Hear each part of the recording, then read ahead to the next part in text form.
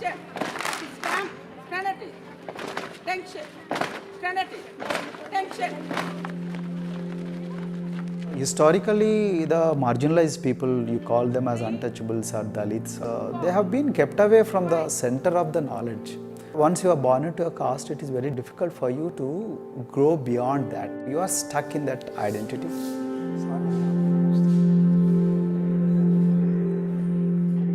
I think education is the best way of liberating them. So that's how I chose to work in education sector. The kind of education that we are giving to the marginalized people is going to change not just the fate of these communities in Telangana, but it is going to be the source of inspiration, source of hope for all the marginalized in this country.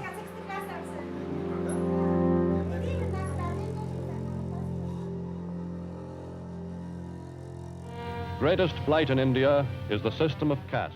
For generations of Indians, the social code known as the caste system has defined how people earn a living and whom they marry. Although outlawed 7 decades ago, castes remain a significant factor in deciding everything, from family ties and cultural traditions to educational and economic opportunities.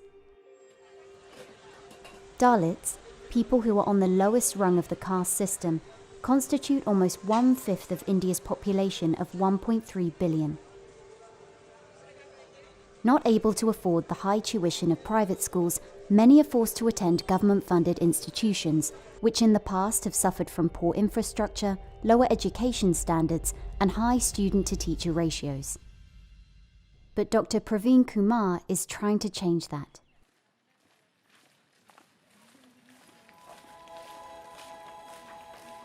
I am currently working as head of Telangana Social Welfare Residential Schools.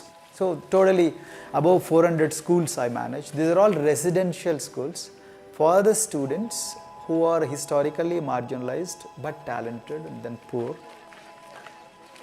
My friend also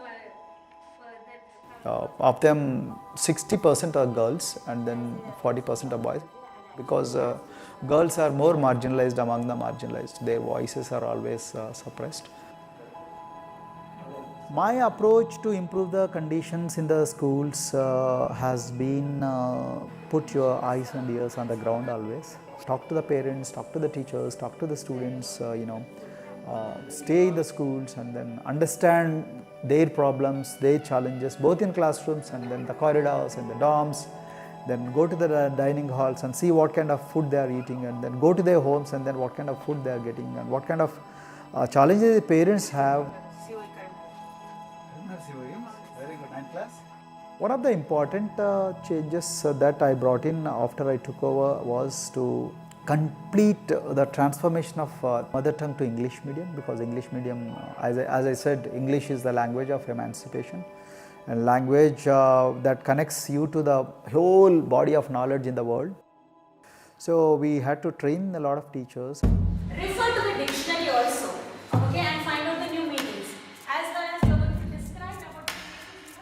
Hey Ruchita, how are you? Hi Sindhu, fine, thank you. And how about you? I'm fine too. It's been a long time. Identity is extremely important.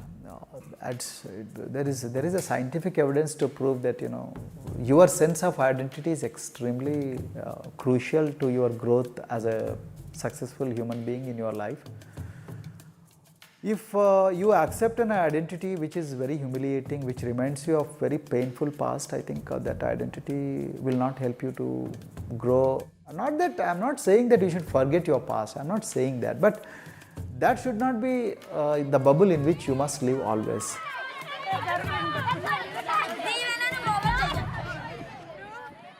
Sweros is an alternative identity. S stands for state, W stands for welfare, Aero, SW and then Aero is Swero. So the idea is your dreams have to be skybound.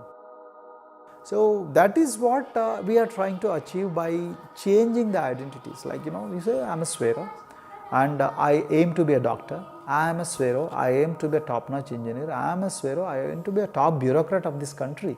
I am a Swero, I want to be a very good actor or a musician in this world. So these are the positive images that are associated with the identity.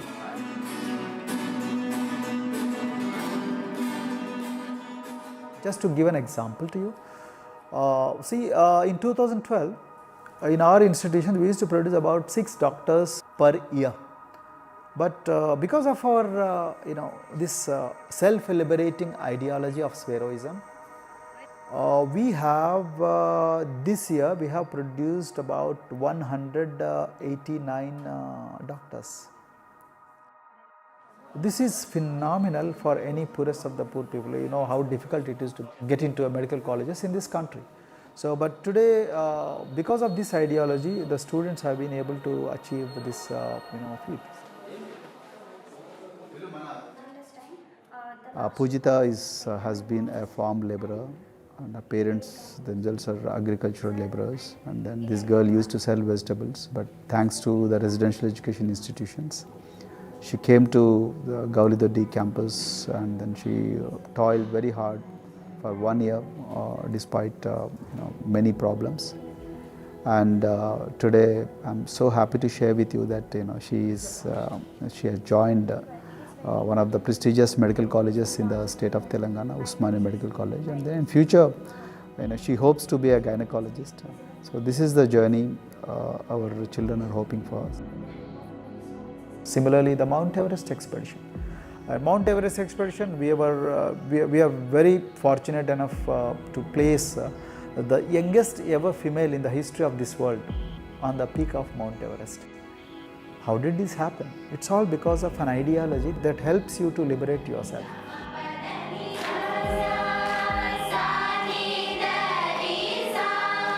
We brought a lot of extracurricular activities and most of them got institutionalized now. So for example, music. Similarly, the games. We have so many coaching academy. We have boxing academy, we have wrestling academy, we have handball academy. So we have kabaddi, the traditional Indian sport. We have golf. We have introduced golf also. Like golf is generally played by so-called rich people, but today even poorest of the poor people also are being trained in golf in our schools. Wow. So our intention has been to give all 360 degrees, type of opportunities to the students, so that whoever is interested in whatever activity, they can go and then do it. Break the barriers, break the fence, at least mentally, because poor people have been programmed to be victims, programmed to be subjugated, programmed to be on the margins, always, programmed to feel inferior. We wanted to change all that. There are certain games which are exclusive to rich people. There are certain languages which are exclusive to middle class and upper middle class in this country. To put it in one word, the sole aim of introducing all these co-curricular activities is to break the stereotypes which are recklessly imposed on these people. Their stereotypes Dr. Kumar knows all too well. Born a Dalit, his grandparents were labourers and access to the village well was restricted. Dr. Kumar credits his parents' belief in the power of education with helping him realise his aspirations. He went on to join the Indian Police Service, attended Harvard University, and then began pursuing educational reforms back home. I attribute whatever I am today, it's to my mother primarily. They educated me in the village, although there were no good schools. So then I stayed in social welfare hostels, the hostels which are managed by government for the poorest of the poor kids. I passed with reasonably good grades. Then I went to university, and then I faced worst form of discrimination in the universities. Like there were in those days I'm talking about, so the bathrooms and the toilets were exclusively meant for scheduled castes and scheduled tribes. We used to fight discrimination on one hand, and then again try to excel in academics, day in and day out. So that's how I came to education, because I deeply believe that education is the only important weapon that can really, place the poorest of the poor people from a very victimhood orbit to a prosperous orbit. I think in future, this is going to be a game changer for the marginalized in this country.